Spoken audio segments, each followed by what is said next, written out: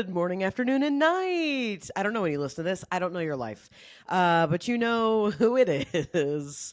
Flashing on the mic. It's me, Rachel LaForce, and welcome to the Rachel LaForce Show. That's right. If this is your first time listening, I'm Rachel LaForce, longtime comedian, not as long, spiritual teacher, and multi-hyphenate of all of the things. I'm an entrepreneur. I have two businesses.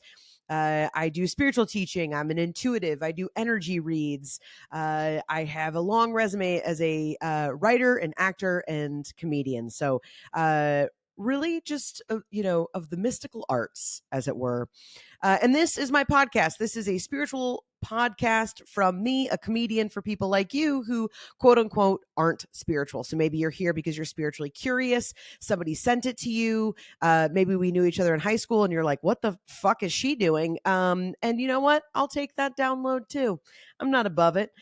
So that's what we do here. And I've got two quick messages for you up top. News, not intuitive messages. This is just, here's the brass tacks, the news. If you are in the greater Atlanta area, you can come out to the Dynamic El Dorado Friday night. That is Friday, September 8th at 8 p.m. Watching me do an hour of improv comedy. And can I say, I'm a very funny stand-up. I'm a very funny podcaster. Can I tell you where Mama shines is improv comedy? What a bummer, because there's only so many places that you really can utilize that skill. And I already had that dream job. It's called Second City, and I toured with them for 4 years. So it is one of my most favorite things to do because it's just making it up on the spot. It's freewheeling. It's so much fun. So if you're in the Atlanta area, you can come out to that show. Again, that is Friday, September 8th. I know that's like tomorrow night, but maybe you're like, oh, I can make it. Come say hi. I'm actually in the process of booking a lot of other shows, so I'll keep you abreast of all of those dates as well. Also, next Thursday, that'll be September 14th, I'm doing a group reading. So I'm going to be doing some intuitive messages for our collective. I would love to have you over. I already have a great small group of folks that are signed up, and we would love for you to join. I think it's a great way if you're just kind of getting started, maybe wanting to build some community, but want to hang back a little bit. Even if you are a fellow like healer or artist in any of the things, it's also just a great way to come get connected. I always love going to group readings myself because it doesn't feel so kind of hands-on and like, oh, I hope they tell me the exact thing, right? And this is just kind of, I love group readings because I'm like, oh yeah, it's not just about me. And pretty much whatever I'm going through, other people are too. So it's a great way to kind of like rest on your loins a little bit, but really get connected. So we will gather together. I'll kind of be talking about the transitions of the seasons as we head into fall and kind of what that means thematically in our lives. And then we'll do a little bit of a guided meditation. And then I will share some intuitive channeled messages for the group. So I would love to have you. You can go to rachellaforce.com for the drop down work with me, and you can go ahead and book that. So I'm excited to see you. Those are all of the, and that's the news today. Friends, we are going to be talking today all about labels. That's right. And I'm not talking Gucci and Louis Vuitton, baby. I'm talking about all of our self-imposed labels, the things that we say about ourselves, our labels, our identifiers. We're going to be talking about that both on a micro level and then also on a macro level, and how are those connected. So there's a few things that spawned this for me.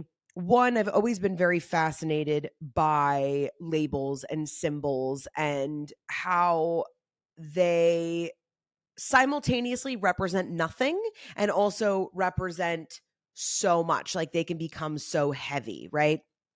And that's so clear now, right? Of just like, any sort of like, even if you think about like presidential debates, right? It's like typically like Republican candidates, they always have like more like red on because that's what represents, quote unquote, their side versus, blue, and all of these ways that we signal to people about who we are. Like, if we are dressing really hip, or if we're like in leisure wear, just all the ways that we are signaling to people who we are not, even based off of the things that we wear, and the way that we walk and the way that we move through spaces, the jobs that we apply to, all of these things, the way that we show up on social media.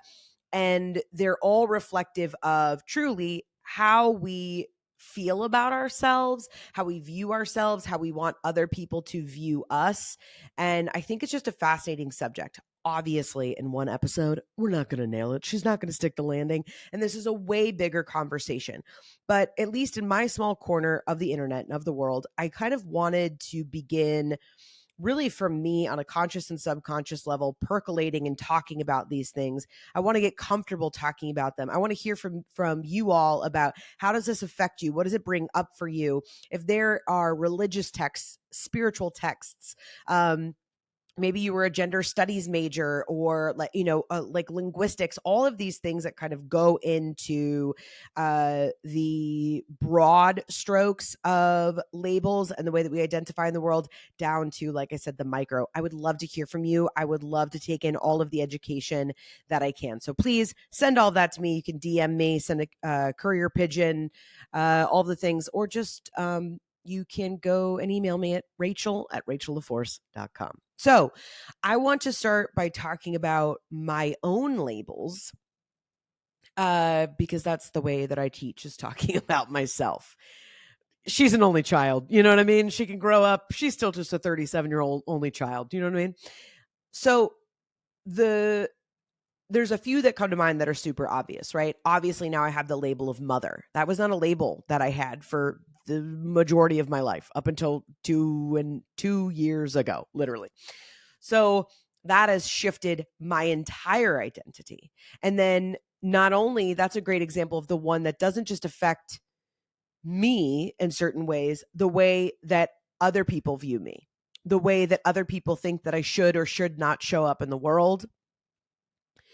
And I could do a whole episode just on that, of the way that we give grace to and or do not to mothers, mom fluencers, all the things. I have so many opinions. But let's stick to me. So mother is obviously one of them. Entrepreneur, right? I own a production company that produces this podcast with my husband, called Skewed Orbit. That's a huge thing, right? So I take a lot of pride in those economic skills, meaning like those are skills that I could take out into the world and make a living for myself, right?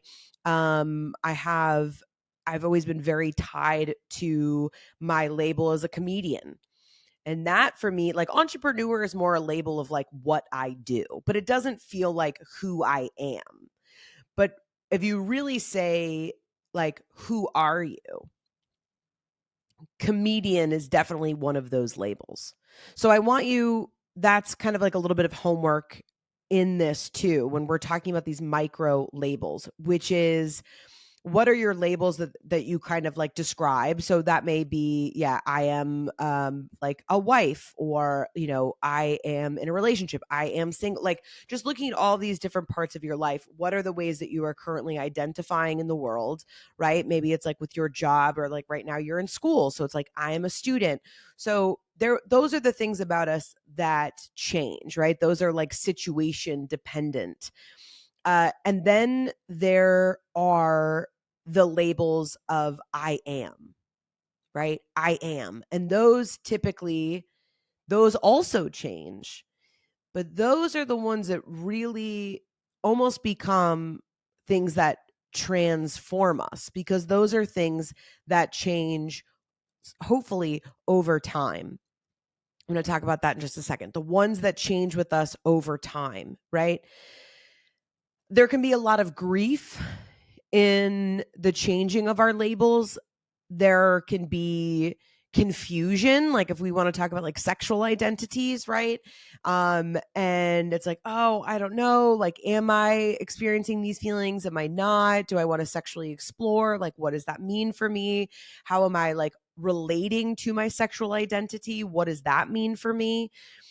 So there's all of these different labels. I feel like the I ams tend to be more personal.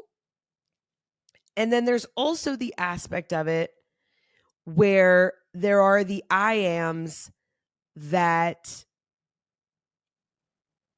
can be very damaging, because a lot of us have received I am labels that were given to us. They're not ours, right? And that can be tricky. Um, right? Like if I am like a child of divorce, I am, the child of parents who were abused pretty severely, like in their homes, right? They're like things even that like didn't maybe affect me directly, but have affected my life and how I show up in the world, the way I view the world. Because that's the other part of this that ties our labels, our micro labels, to the macro. How do you see the world? Because based off of your, how you show up in the world, your natural born privilege, what circumstances were you born into, you already have a totally different set of labels than somebody else who's born into a completely different situation. So those make a massive difference in the way of which we participate in the world, the way we view others and their labels and their identifiers. And so, even as I'm teaching this and going through it, I was like, I should have put a PowerPoint up behind me. I mean, we could just, this whole thing becomes a spider web uh, graph, right? Like if you're watching this either on Spotify or YouTube, you can kind of follow along with me. But if you're looking at like, your hands, and right in the center of your palms, that's where it's, on each of these, like where my head is, you could write, Rachel, or don't write Rachel. That'd be weird unless your name is Rachel. Write yours. And then, you could kind of have one spider web here, and all around, right? And then if you're thinking of them as spiders, kind of the center body of that spider, one could be, I am, I was born with, like all of these ways in which you identify, because you'll probably even come up with ones that are more specific to you. And then off of each of those kind of ideas, or really those, now I'm using label a little loosely, but I think you're with me, right? What are those spider legs? What are each of those things? So I have the things that like, what is the natural things that I was born with, right? The privilege, birth order, situation of my parents, like kind of all of those things, even like time, when you were born. And I'm not talking like, your birth chart or anything with astrology, but I'm just talking about like generationally, you're going to show up differently in the world. You're going to view the world differently, right? So you have that whole spider web. Then you have your I am spider web. And let's break that up into two. Let's look at one, which are the things that you genuinely identify with. So I will say, I am a mother. I am a wife. I am creative. I am an intuitive. I am a comedian. I'm many more than those things. But again, this is not about me, just using me as a teaching tool. You're like, oh, it sounds a lot about you. Right. So that's one I am. And you may even have more than like one spider, but keep it to kind of your main identification, the way you show up in the world. And then, yeah, maybe you have one that is now your kind of a socioeconomic identifier. So maybe like your tax bracket and your, what part of the US do you live in? Have you ever lived in, or actually, I even have people listening to this that aren't in the States. So where were you born? And then like even with that, it's like, how do you identify politically? Do you identify politically? How do you, or even with that, is like, even if you don't want to break it down to like Democrat or Republican, or even like humanitarian, like servant, like what are these ways that you feel like you want to show up in the world in kind of in that way, right? So you're gonna have, that's already like three big spiders, right? Of the ways of which we show up in the world. That's so much. And then even if we were to take all of those spider webs off of each of those I ams and then break it down even more.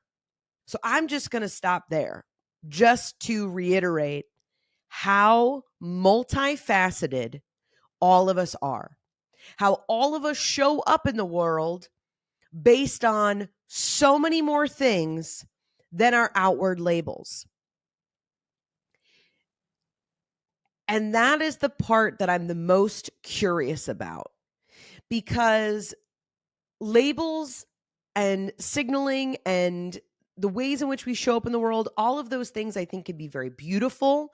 They can be very informative. They can be very empowering, right? It's like, know your vibe, find your tribe, don't do that. Hashtag spiritual gangster merch. You know what I'm talking about. Okay. One of you was like going to yoga right now and looking down at your shirt like, oh. But it's like, what are all of those ways in which we show up in the world? And so there's this huge part of us that is so multifaceted and built by so many things. And yet if we're going now up to the macro, the way in which we are all responding to each other on social media and, in the world based off of what flag somebody has hanging from the front of their home and we make these amazing, huge assumptions about people. And it's hard not to. I understand when you see something we've learned all about this through COVID.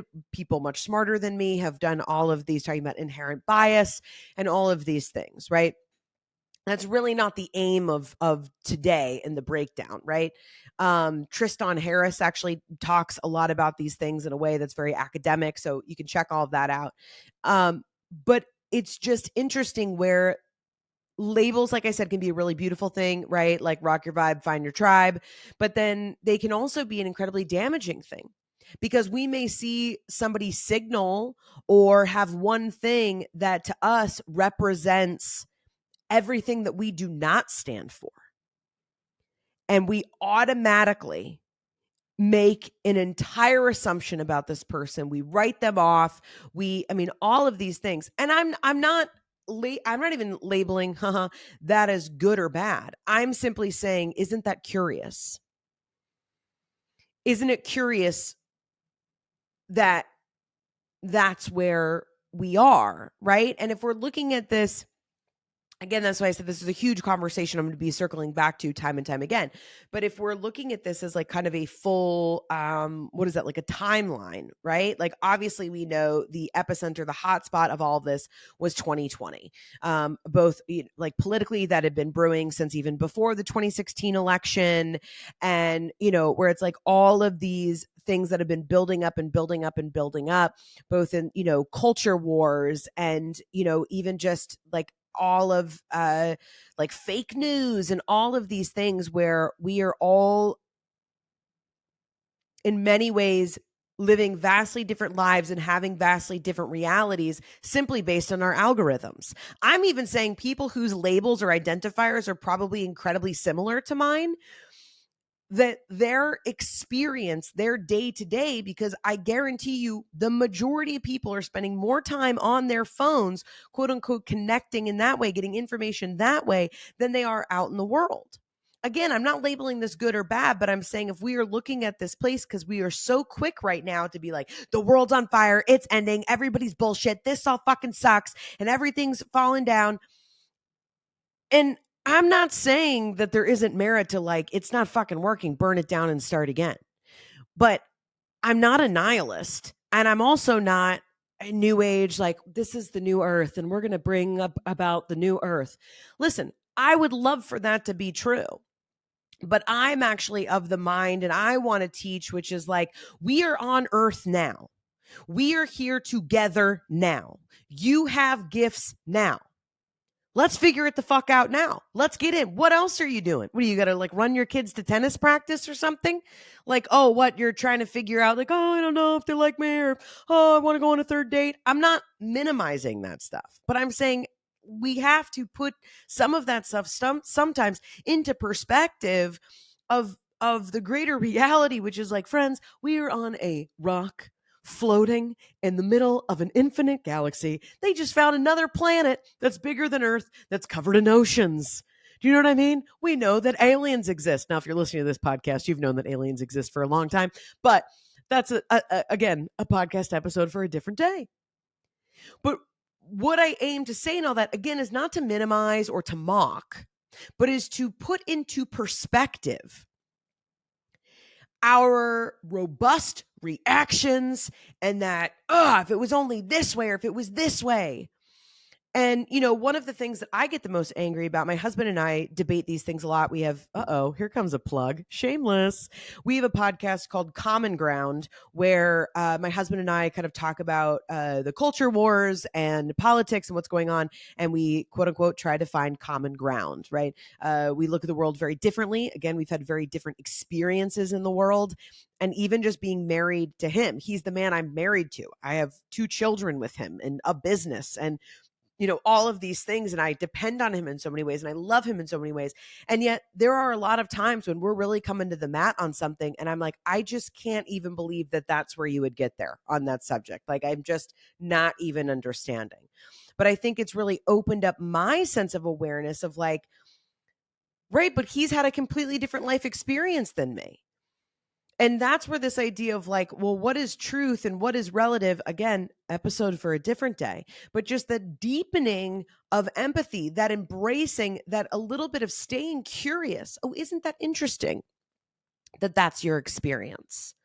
Right? I think on the whole, the majority of us can agree of what is hate speech, what is, like there certainly, I think, things that as a society overall, we have all decided like not okay, not into it, right? There's a few of those things. And then there's a lot of things right now that are happening on a on a macro level that we all haven't come to the same conclusion about.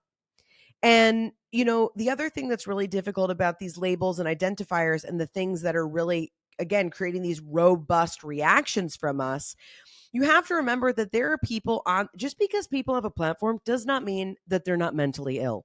And I don't say that glib. I'm being completely effing honest. Okay. This is the only person I'm going to call out, but I'm looking at you, Marjorie Taylor Greene. Okay. There's I try not to get into politics, but that's the only one example that came to my head where it's like, there are so many, examples of that on all spectrums of politics, of all spectrums of wellness and of spirituality. I mean, anybody can tell you that they've had a spiritual awakening. Well, let me tell you, I can take you to a psych ward and I can show you a lot of schizophrenics who just told you that they had a spiritual awakening too. So just because somebody is saying something or that's something that they, you know what I mean? Where it's like, there also becomes a bit on us where it's like, that stay curious. Can you read between the lines? Because not everybody who's saying that they're on your team or they're for you or whatever, it's like sometimes people are doing that because they're going to get clicks on their YouTube. They know if they say something controversial, whether they believe it or not, guess what? It's going to bring them a lot of money. And there is this sense of, this is something now that I want to bring us into when we're talking about this macro stuff and how big it is and how gross it is. And again, with that timeline, and we were right, 2020 was right in the center, and all of these things that are exploding, and they've been building up and building up and building up and building up. And we just saw this explosion. And now what we're experiencing, I think, is really interesting. We now know how broken these systems are. We've known for a really long time, but humans forget very quickly, and being online can be very addictive. But it's like, how many times does the same shit have to keep happening? Because as humans in our society, specifically in America, we are absolutely doing, this is the definition of insanity, and doing the same thing over and over again and expecting new results. Now, here's the other thing. I'm going to leave this the last thing on the micro, and then we're going to go down, the macro, and then we're going to go down to the micro, which is on this macro level. It's like people are always like, well, we should burn it all down or this or that. And that's where this big tension comes from, everybody that's not agreeing on the same thing. And it's like, the real difference is, like I was talking about my podcast with my husband, and he's always like, well, how do you fix it? That's the problem, is that it's a thing that we can't fix. So we're just going to keep arguing over it. And I'm like, it's not about fixing it. It's about acknowledging that in order for it to eventually heal itself, we have to start to put in those things now. We have to start to do that work now. Unfortunately, folks, not sure if you've heard, there's a giant sickness in our society, and it's called greed. So unless we figure out how to make money off of it, it ain't happening. Okay. So this is why we got to drop back down to that micro, right? when we are starting to be and looking at all the stuff that's macro and being on our phones for too long and getting frustrated and seeing all of this stuff and what's going on and it's too overwhelming. And it should be too overwhelming. You should feel overwhelmed. The fact that we are not all in the streets just screaming our heads off, just like chugging tang, being like, whoa, is absolutely a testament to either A, our adaptability to handle shit as humans, or our ability to fucking forget and move on, because there's no other thing in between. We have seen absolute atrocities, and it's like the things that are happening are insane. Absolutely insane. But individually, what we affect is ourselves, and the way in which this is not a cop out, but I think it's incredibly powerful. Again, we are not going to make the quote unquote powers that be. It doesn't matter who is in office. It's so far beyond that. Our sickness goes so far beyond who is in office. Yes, it makes a difference. The rhetoric makes a difference. It affects people's lives in very, very severe ways. I'm acknowledging that, and I am hip to it 100%. I want to be very clear about that. But we also know that's also why we feel this robust reaction, because we feel helpless. And so we got to bring it back down. How are we feeling about ourselves? How are we showing up in the world? How are we choosing to show up in the world? How are we choosing to be of service? How are we letting other people know how to treat us? Are we reading other people and having that moment, even if it's very difficult, of going, I bet they have a lot of spider webs. And having to remember, I mean, I think that's one thing when we write out all of ours and look at the true craftsmanship that makes up our ability to function halfway decently in the world. It's like everybody loves to say that, of like, well, you never know what somebody else is going through. So like, be kind. And yet somebody shows up wearing a shirt that says something that pisses us off, and all that goes out the window real fucking quick. And again, I'm not judging. I am human. I experience all of those same things. Again, this is a thought experiment, and I'm just wanting to bring to our attention, which is like, again, I really believe that the underlying emotion that shifts all of this long term for us as humans is getting in touch with our anger. Because I think obviously on a micro or on a macro level, we can see that anger. We see that anger from both sides. We see people yelling in the streets. We see people, haha, we were right and fuck you. And like, we see all of that. And whether even that's warranted or not, the underlying of that is just, it's that fuck you energy. Fuck you and fuck your family and fuck this. And I don't say that to be crass, although I love the word. It's just a 25-cent word. So good. But it is the true reality of like, I really want you to begin to pay attention to that anger. And again, we understand inherent bias. We know that. And again, if we go back to this timeline, we know that this stuff has been churning a long time.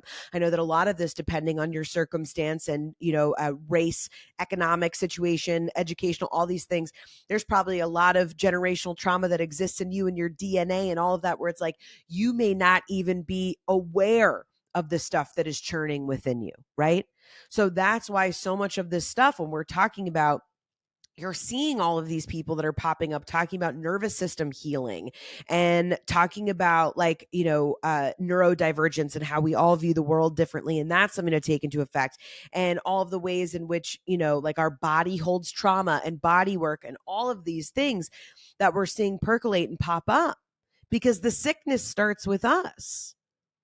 It starts with us. And we have to be mindful of that, and we have to take care of that. And so much of that, it's like, it is that anger, those labels that other people gave to us. When I was little, I was talking about this, we're working with my youngest son because we're doing some OT. He's having some sensory sensitivities. And, everybody in our family obviously is having different reactions to it. Some people are old school. It's like, oh, he's fine, I'll outgrow it. And then, everybody has different opinions. And of course, I'm of the mind where I'm like, yeah, he may not look anything like me, but that kid's me. Okay. Because I feel that way. Right. I'm like, I couldn't even go into Costco when I was pregnant. My body was so sensitive, and being in there, I'm like, absolutely fucking not. I'm out. I'm like, I understand. I'm like, especially for those of us that are picking up, that are intuitives, that are reading everything else that's happening. Forget about if you're somebody who connects to other realms. I mean, oh, God bless you. We are so sensitive. So it's just been interesting working with my son, because I've had this opportunity to reparent myself, and I've really been doing kind of my own spider webs and going back in and being like, oh, isn't it interesting that I'm also having a reaction to this, and the reaction is shame, and that reaction is coming from, because so many of you listening to this who grew up in the 90s, where it was like, if you were hyperactive at all, they're like, Ritalin, not knowing what the fuck Ritalin was going to do to us long term. And then long before that, it was like, well, just institutionalize them, right? It's like, I mean, for crying out loud, Joseph Kennedy lobotomized his daughter, where it's like, we have a huge history of this in our society of not, and that I feel like all goes back to, we don't want to look weak. There's this sense that there's something that's weak if you can't go and do it all. And again, those are all labels. The idea of being weak, or even that if you were to accept help, that goes into our inability to ask for help, right? And then we've got all these people that are running, no, it's fine, I can do it all, it's totally fine, I'm fine. They're just bleeding from their eyeballs because of these labels and these things that we've created in our society that are not real. Again, we are floating in the middle of an infinite galaxy, and there's no guarantee that any of this is even real. So we have to slow down. We have to come back into our bodies and look at these. Again, what are the labels that other people gave you? There were a lot of labels that were given to me and that were put on me when I was very little, and I was too little to understand them. And now they're resurfacing for me as I'm working with my own son. And I feel very blessed, actually, in a lot of ways, to have this opportunity with him, because I feel like I get a new opportunity to not only instill in him, like, these are beautiful things and abilities that you have. We're going to get you a little bit of support so that you have coping strategies and you have ways that you can show up in the world in a way that makes you feel confident. But what a beautiful thing. And being able to like reparent that for myself, because again, I share that to connect with you, because in that connection is reminding you, what are those labels that were given to you, and not only how did they affect you, and how do they still affect you today? I was shocked when I really started to think about the ways in which all of those things so long ago, 30 some odd years ago, of when all of those things were happening to me, and how much it affected the way that I see myself and the way that I show up in the world. And it affected so much of my drinking and so many of my other coping strategies and codependency and all of these other things, because of labels and the way that I felt that I was being told that I was showing up in the world.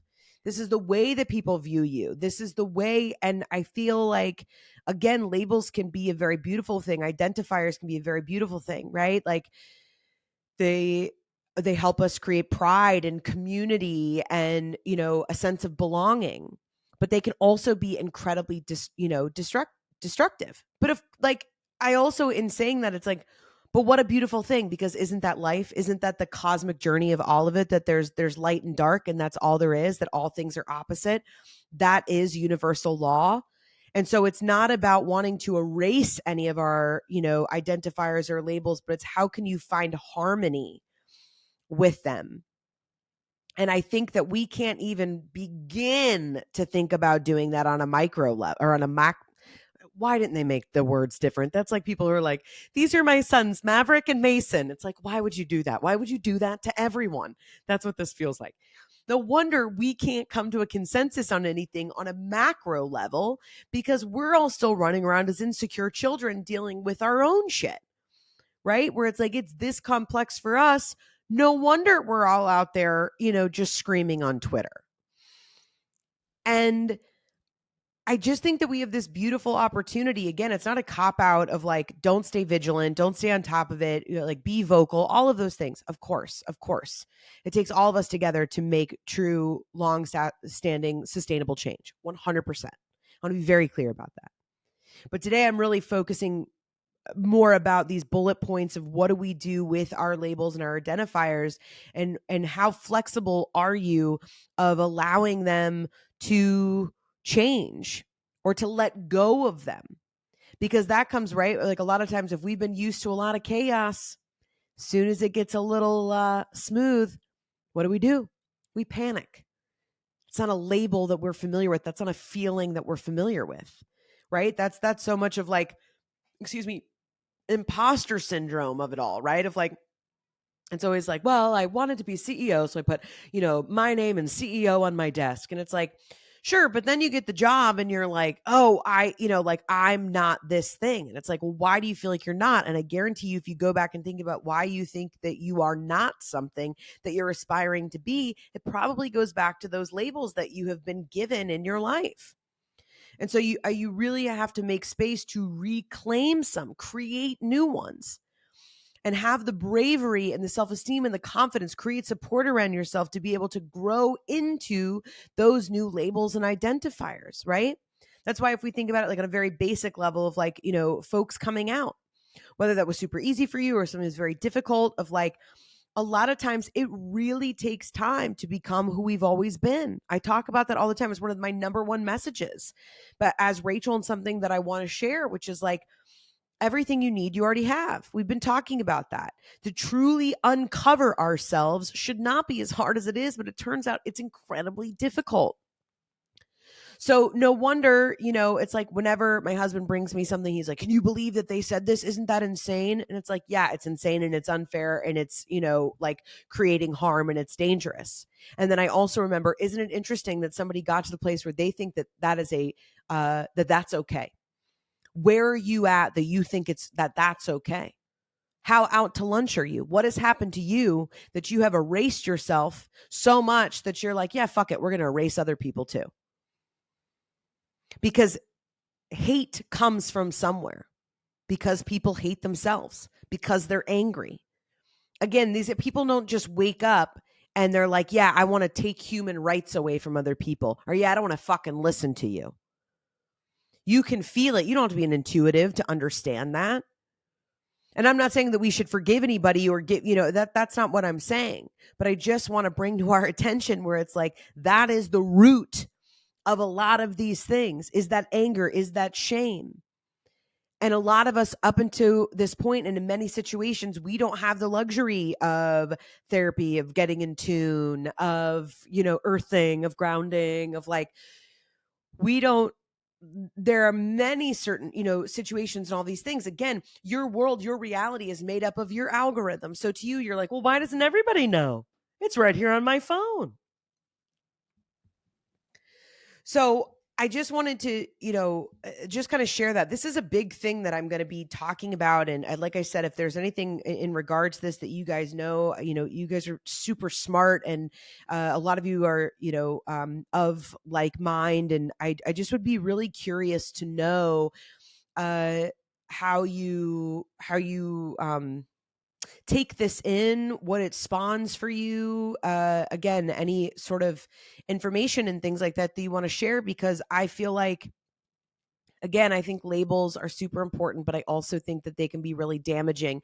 And really what my goal is how can we create a way that we can embrace our identities and labels and also create harm reduction? How do we do that as a society? And how do we do that as those of us that identify as healers and humanitarians and, and servants of the greater good? How do we do that? I've done a lot of work and thinking around that in regards to, Christian churches. And, I grew up going to Christian church with my dad. And then when I was with my mom, we went to Unitarian church. I mean, again, so shocked as no one that I've struggled with labels or what is my identity, because as an only child, I felt like when I was with dad, I had to be like dad. And when I was with mom, I had to be like mom. And that was of no fault of their own, or even through, messaging from them. But it's like, that was the circumstance again. And I just feel a lot of frustration, even towards, again, this is a very blanket statement, but towards the Christian church in general, where I'm like, not my Jesus, not my Jesus, and I'm like, I understand that fundamentalism exists in many cultures, and that doesn't mean that it goes for all Christians and et cetera. But I'm like, if I was not one of those Christians, but I was, definitely felt like I had a relationship with Jesus and that was my identity, you better believe I'd be getting loud. And I would be sharing, like, again, Jesus was a radical. He was the one that was out there and, being with the sick and, washing the feet of, prostitutes. I know we say sex workers now, but again, different time. But you know what I mean? Where it's like, he wouldn't have been the one that's like, not in my school, like that was not the vibe. Okay. So again, it's that anger because for you to be right, that means that I'm wrong. And ultimately, I don't see the world that way. I don't think that it is in black and white. I think that there is this beautiful spectrum. I mean, I always go back to nature. You can see it in the seasons that things change and they evolve, right? Even us as a species, we've evolved, that nothing is one way or the other. Right. And so, really, what I'm always wanting to do is how every day can we wake up and bend towards the light and away from the dark? And that's it. It's that simple. So, I had pulled a card earlier, and I wanted just to read that to you because I didn't pull it on screen. I just felt called to pull it earlier. And it says the Bardo, and it's kind of like scary looking. It's got this big eye and then all these skulls around it. It's very, very spooky. Very, what's his name? Oh, director Tim Burton. There we go. I'm like, somebody's driving around like just screaming, it's Tim Burton. Okay. Let's see. So, and let me say, so I wanted to share lastly, which was my big personal identifier that I have been grieving and making space for in my life is spiritual speaker, because I have felt as though if it's not comedian, then who am I? Because comedy is what I do, but it's also who I am. It's my lens. It's how I see the world. It's how I show up in the world. It's how I relate to people, right? Again, if you talk about labels, I was never somebody growing up where it's like, oh, you're so pretty. You're so pretty. And so what do? It's like, oh, got to come up with another skill so people can tell you you're so blank. And it was like, oh, you're so funny. You're so funny. You're so funny. So when that becomes not only where you derive pride from and what makes you feel good, and powerful, but it's also a sense of like a way that you cover up things that don't make you feel so good. Don't see me, don't see me, don't see me. See this instead. And so allowing this softness to happen in my life where I'm okay with accepting like, hi, I'm Rachel LaForce. I'm a comedian and a spiritual speaker, and allowing both of those things. Again, it's not black or white. Everything is nuanced. Everything is made up of these spider webs, including ourselves. That how can I allow both of these things to exist at once and show up authentically? And I've really, really been grieving that and doing the inner work. I'm sure if you've listened to the podcast, you really kind of hear my own growth in a way. So this was what I pulled this card thinking about, which is like when we're in this place of changing labels and getting in touch with who we really are. So this was the card that I pulled. So when I've not read it yet, and that's where I was like, okay, really dark, big eye, lots of skulls. Oh, not for me, not for me. Okay. So this card is the Bardo, the liminal, the in between, the transition. Of course it is. Okay. It is said that the Bardo is a place between this life and the next, a liminal realm through which souls pass. Envisioning the inherently mysterious space creates the potential for us to rise above the concerns of this world and see our relationship through a cosmic and timeless lens. We may receive messages from those who are no longer with us or see visions of lives not yet lived. In the Bardo, there is a potential to forgive the unforgivable, to say the unsaid, to see the unseen, and to love the unloved, to let go of all the things that cause us pain. The Bardo suspends us into a spaciousness for just long enough to open us to a higher wisdom. Its energy does not belong to this earth as we know it, but rather the cosmic network of which we are all a single thread. When light, it creates spaciousness, grace, forgiveness, and truth. Mm-hmm. And when dark, it creates disassociation and torment. When the veil between the life and the next is thinned, energy is stirred. This allows for remarkable healing and vision. The Bardo is not to be feared. Take advantage of its energy by recognizing what needs to be resolved. Trust there is a message from beyond. Who is speaking? Go ahead and listen. Okay, here's what's crazy to me about this is ultimately, so I'm working on a solo show, loosely titled. I've got lots of loose titles, but I love the idea of really it's micro, macro, Cosmo, the story of me, the story of us, and the story of where we're going. And that's really what I feel about this Bardo card. So I feel like I'm going to have to come back to this. Maybe next week will be part 2 for this episode of diving in a little bit deeper, which is it's us on this micro level and then this macro level, and then in the reality, which it's like there's this huge sense of oneness. And it's so interesting to me that the hardest part for us is our connection in what we think is to each other. Like our connection to oneness, that's its own a hero's journey, right? And then it's like, okay, fuck, now we have to figure out how to identify with ourselves and have a relationship with ourselves. Again, everything we've been talking about this podcast, relationship to oneness and all of that. How do you relate to yourself? How do you show up in the world so that we can show up with each other? Because ultimately it's like, that's the shit sandwich. You know, you've got this beautiful brioche bread on both sides. You got this micro and this macro, and then right in the middle is just a shit sandwich where we're all just trying to figure it out. And like I said, it's the Bardo. We're all just floating in the middle of space. So that's a lot to take in for 45 minutes. That's what I want to say. I'm sure you're like, just fuck. Okay. So I understand that's a lot to take in, but that is what I wanted to leave you with today. I'm going to be talking a lot about that. It's huge to break down. But again, how do you eat an elephant bite by bite? But I think that that's a really great thing. And I just want to leave you with that spiritual homework for this week. So here's your spiritual homework for the week is identifying these ideas of your micro, macro, and Cosmo. You can both do how with the micro is all of your spiders of how you identify in the world. So how do you label yourself? How do you identify? How do you show up in the world? Second, how do you relate to the macro?